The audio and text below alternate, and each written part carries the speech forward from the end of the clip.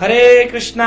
आज हम एक विशेष प्रश्न लेने वाले हैं कि घर में ठाकुर जी की सेवा कैसे की जाए। लोग भगवान के विग्रह तो अपने घर में रखते हैं, लेकिन विग्रहों की सेवा के नियमों का पालन नहीं करते। तो क्या नियम है, आज हम चर्चा करते हैं। लड्डू गोपाल की सेवा के बड़े कड़क नियम है, बड़े कड़क नियम है। लोग ऐसे ही जाकर खरीद लेते हैं, घर में रखते हैं, और फिर कई प्रकार से उनके अपराध, जिसको कहते हैं सेवा अपराध, सेवा में होने वाले अपराध क्या क्या है। उन्हें राधा कृष्ण रख लिए या लड्डू गोपाल रख लिए, तो उनका श्रृंगार हफ्ते में कम से कम एक बार अवश्य होना चाहिए। अगर रोज कर सकते हैं, इससे अच्छा तो कुछ हो ही नहीं सकता। यानी कि 7 वस्त्र चाहिए होंगे आपको, और रोज उनको स्नान कराना पड़ेगा। एक बर्तन होना चाहिए जिसमें आप उनको इत्र लगा करके और गंगा जल आदि जल से उनका स्नान करेंगे। धीरे धीरे कपड़े से उनको पोंछेंगे।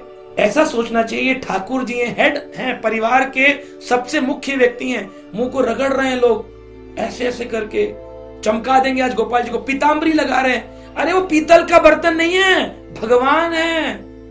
भगवान प्राण प्रतिष्ठा में मंत्रों के द्वारा प्रकट होते हैं, लेकिन बिना प्राण प्रतिष्ठित विग्रह में भी आपकी आरती पूजा और माला से, भजन से भगवान अवतरित होते हैं। ये मत सोचिएगा कि हमने प्राण प्रतिष्ठा तो करवाई नहीं है तो ये भगवान थोड़ी। अगर ये भगवान नहीं है तो फिर पूजा क्यों करते हो।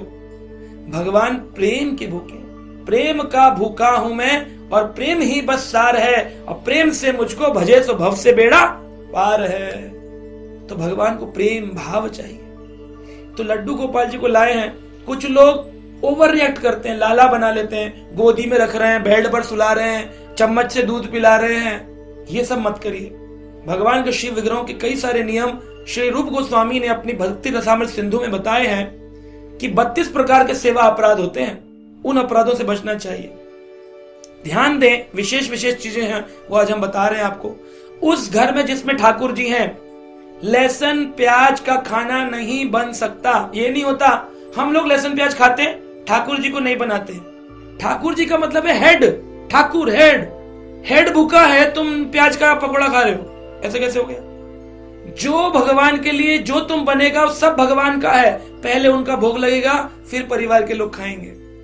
इसलिए जिस घर में भगवान लाना चाह रहे हो, उस घर में लहसुन प्याज, मांस, मदिरा, ये सब बंद हो जाना चाहिए। कोई भी नहीं खाने वाला होना चाहिए, नो मेंबर, कोई भी नहीं होना चाहिए उसमें। अगर कोई व्यक्ति खाता भी है तो फिर वो बाहर खाने वाला होना चाहिए, घर में ही नहीं बनना चाहिए, घर में ही नहीं बनना चाहिए। ऐसा नियम होता है। और ना ये सेवा का अपराध है। लाए तो भगवान को, नियम नहीं करते। किसी मंत्री को बुलाया घर में, लेकिन प्रणाम नहीं करते, मंत्री को भोजन नहीं खिलाते, अपना अपना घूम रहे। मंत्री कृपा करेगा। मंत्री कृपा क्यों करेगा।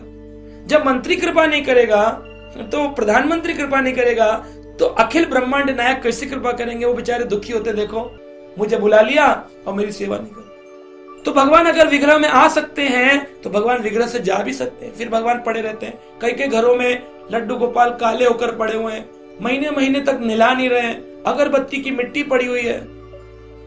भगवान का एक मंदिर बनाइए, उसमें हेलोजन लाइट लगाइए तेज, जिसमें पूरे घर में सबसे ज्यादा लाइट मंदिर में लाइट हो।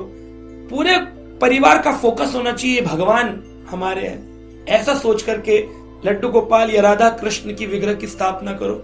उनको पंचामृत, दूध, दही, गौमूत्र, शहद, तुलसी, इन सब से पंच अमृत होने चाहिए। स्नान कराओ, उसके बाद उनकी प्रतिष्ठा हो गई। कीर्तन करो, रोज उनके सामने बैठकर माला का जाप करो, रोज उनको पढ़ करके ग्रंथ सुनाओ। इस प्रकार भगवान बड़े प्रसन्न होते हैं। हफ्ते में एक बार तो कम से कम वस्त्र बदलो।